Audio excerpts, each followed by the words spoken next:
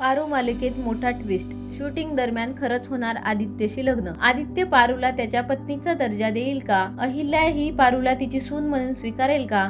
या सर्व प्रश्नांची उत्तरं प्रेक्षकांना पारू या मालिकेच्या लग्नसराई विशेष भागात मिळणार आहे. किर्लोस्करांच्या बिझनेसची ब्रँड अँबॅसिडर म्हणून पारू आजवर उत्तम सहकार्य करत आली आहे.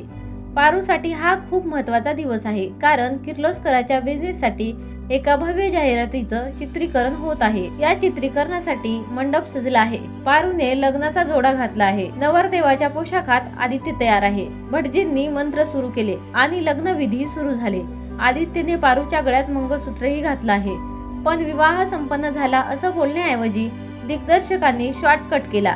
पारूने तिच्या गळ्यातलं मंगळसूत्र काढू नाही दिलं, कारण तिच्यासाठी ही नातं जन्मजन्मासाठीचं बांधलेलं गेलं आहे. आदित्य आणि अहिल्यादेवी समोर पारू जेव्हा तिचं सत्य ठेवेल तेव्हा काय होईल हे पाहणं औत्सुक्याचं ठरणार आहे.